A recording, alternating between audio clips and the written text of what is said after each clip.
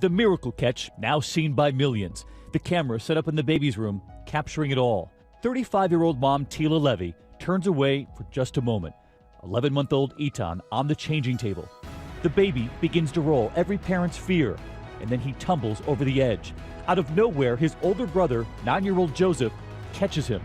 I just yelled mom because I saw the baby, and I just ran and I caught him, but I can't even carry him. So I don't know how that happened, and I can't even run that fast either. There's no doubt that TV can be educational, but teach a life-saving technique like the Heimlich? It's time to expand your minds. It was pretty scary because there was nobody else here, and I couldn't talk, I was just in shock. Amira Thornton was laying on the couch watching TV when she heard a strange noise from the kitchen. She was going like, waving her arms. Choking on a piece of sausage, Amira's mom couldn't breathe. I picked her up 3 times.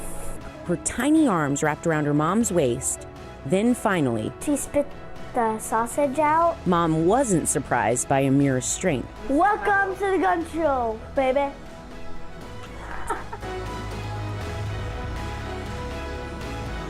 Allison Anderwald saw her mom at the bottom of the pool.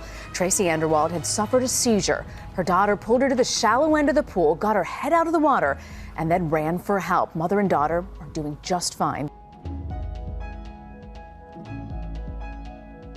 Brock and Bodie Schaaf were being typical 2-year-old twins, scrambling up their dresser to explore. But then suddenly, it tips over, pinning little Brock under its heavy weight. You can see Brock struggling and screaming, but Bodie jumps right into action. He immediately tries to push the dresser, but can't get it to move. Then he tries pushing from the other side, but the heavy dresser still won't budge.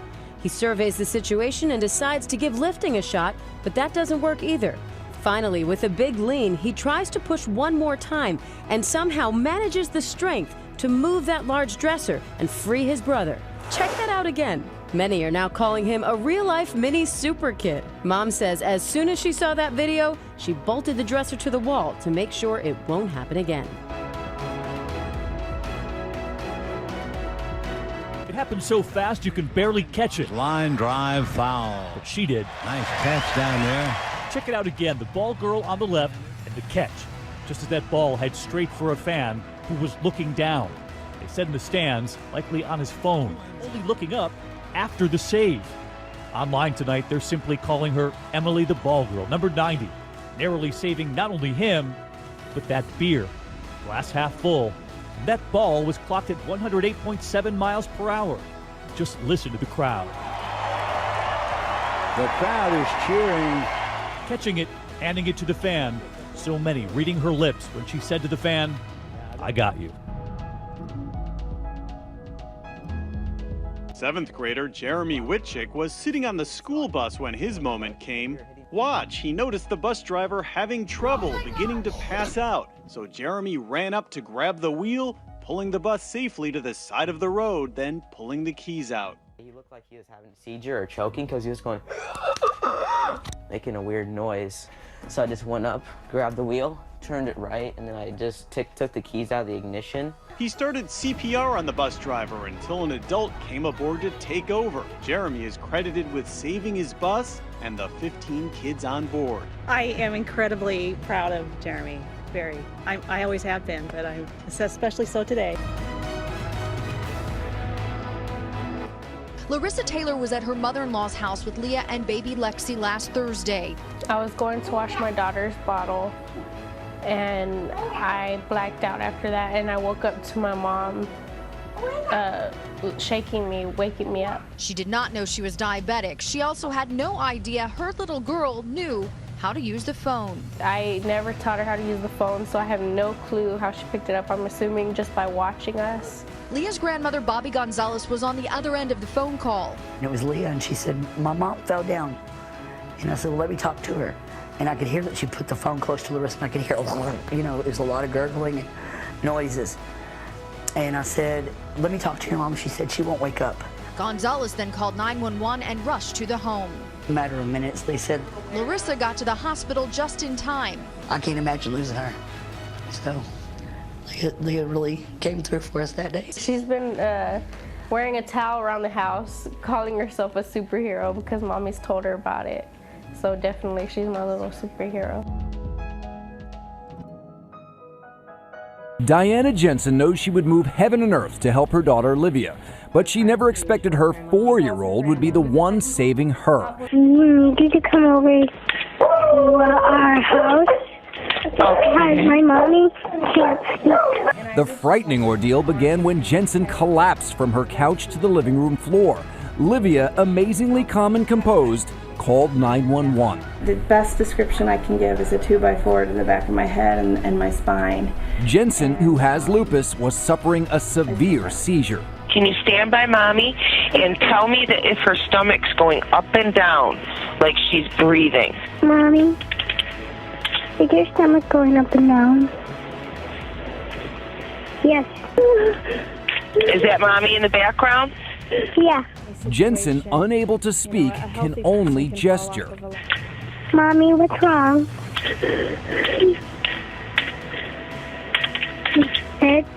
Okay, yeah, she's not answering you. No, but her head hurts because she's showing me what hurts.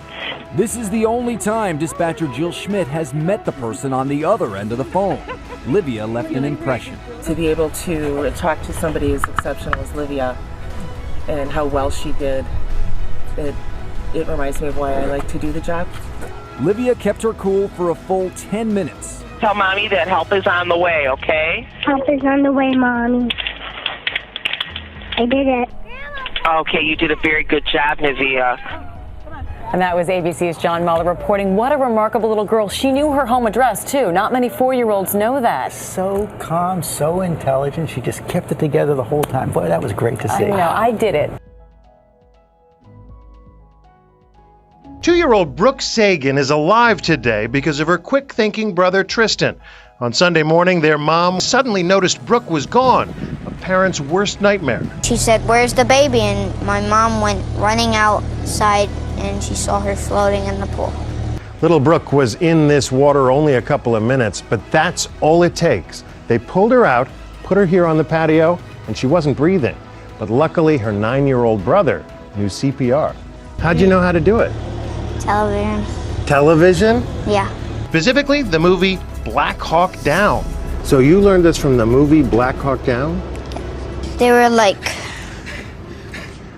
pushing on their chest and like giving them rescue breaths. He did save his sister's life. Of course, Black Hawk Down is pretty grown-up stuff for a 3rd grader. We've tried to turn this movie off 100 times, and he watches these scenes over and over. He dresses up like a medic, and he runs around doing these things, and we always thought it was so silly, but you know what? That silly movie that cost a few dollars saved our daughter's life. You like your sister, huh? Sometimes she gets on my nerves. He's as modest as he is honest. How do you feel about all this attention? Really good. And the whole family is grateful. It was just days ago in Sprague, Washington that 10-year-old Brendan and 8-year-old Delicia Wright were playing in the park when they sprang into action, chasing this person who snatched their 22-month-old brother Owen. You can see them, first Delicia and then Brendan with the stroller. The father says a family friend had left them alone for a few minutes when it happened. She tells ABC News Tonight she's heartbroken. She says it began when a stranger started talking to them, trying to make friends. Yeah, what did he say to you? Well, he said he's nice to kids and he's been babysitting for a long time. Really? So he tried to make friends with you?